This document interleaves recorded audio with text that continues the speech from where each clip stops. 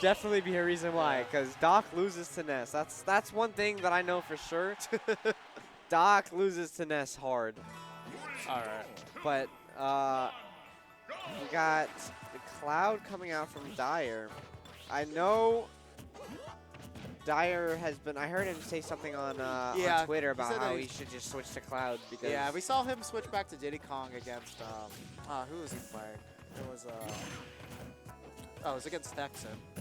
Oh, so okay. He's like he won Cloud game 1, but then it was so close that he won Diddy Kong. So he might be going Cloud for the first game of every single one, but if he feels like it's too close, he might be switching back to Diddy.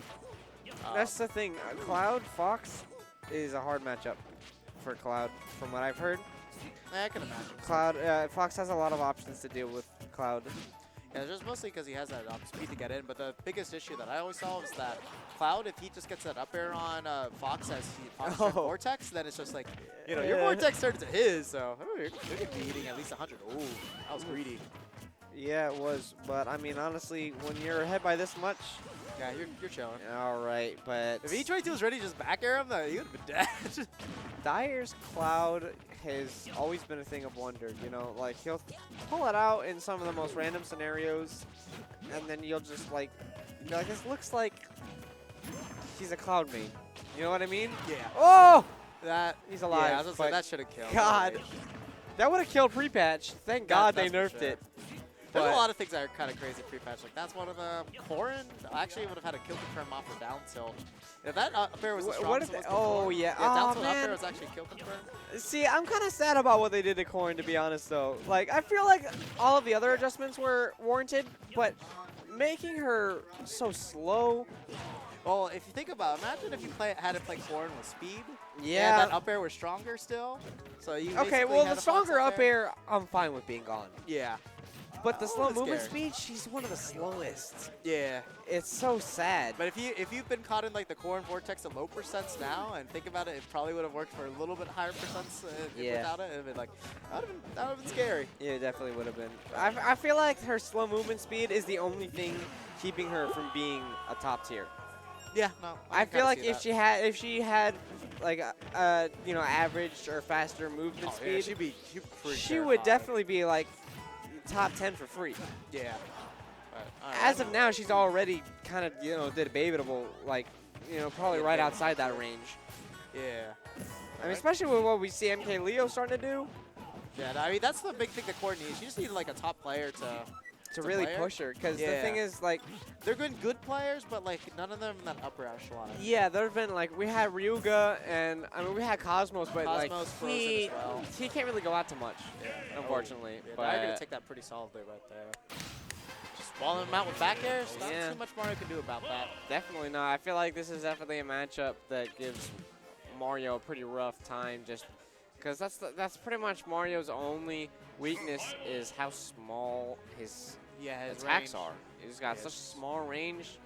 And characters like Cloud that are able to throw out these super big attacks safely can be really tough for Mario. Especially we're starting to see Marth and Lucina. You know, they're still on a steady rise. Okay, Diddy? Oh, back to Diddy. Okay, I'm not really sure why he's doing that. He might be he might be switching back and forth between them to keep them both warm. Okay, I wouldn't disagree with that. For later on, I mean, odds are he's gonna be playing Utopian Ray later. Oh yeah, Utopian is. Utopian's back. True, so he's probably trying to keep all of his options ready. Yeah. Because he does not want to be dealing with that Rosa on you know, on a cold character, you know what I mean? Yeah, I mean, either way, both characters are pretty good for that matchup, especially Cloud, considering how well we can get rid of Luma. But yeah, you know, keeping everything fresh. I don't know. Utopian's godlike, so. Oh yeah, Utopian. We'll see if he leveled up some more again. I mean, I don't know exactly if he's taken out any big names in New York. I imagine he has, just like the last time he was there. Well, the thing is, he actually hasn't been. He hasn't been in New York. That's not where he's been. Oh, he's in. Yeah, he's in South America, right? Was it? Yeah, he was in Bolivia. Bolivia. Okay. Yeah. So I don't even know what he was doing there. Apparently, his mom just wanted to go, and he was like, "Okay, I'll go too." I know that I heard he was actually slapping up the scenes over there. I know he was. Yeah, playing. he told me about the Smash scene. He said they pretty much treated him like a god because, I mean, he did almost beat Zero, so they're not wrong. they're definitely not wrong. But I don't know. According to him, they were definitely like it's interesting to see, you know, like how other, you know, parts of the world stack up. Yeah. No, that's for sure. So like, ooh. Nah, you're not gonna die off that. No rage on Diddy Kong. That's gonna do it though.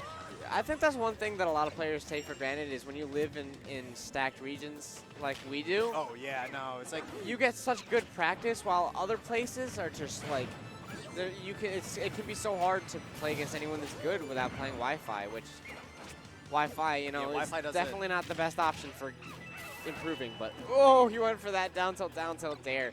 That is that's cheesy. probably the sickest Diddy setup that I know of. Is when you get the down tilt for that the drop zone dare. My favorite one's banana drop dare. That one I like. Yeah. Well, I like the banana drop dare because it's very optimal. Yeah.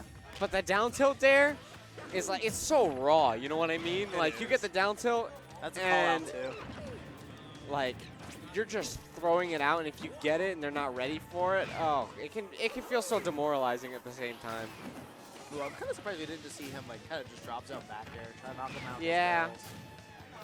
That way he didn't really have anywhere to go. Oh, good Diddy nair. privilege. Okay, he still died.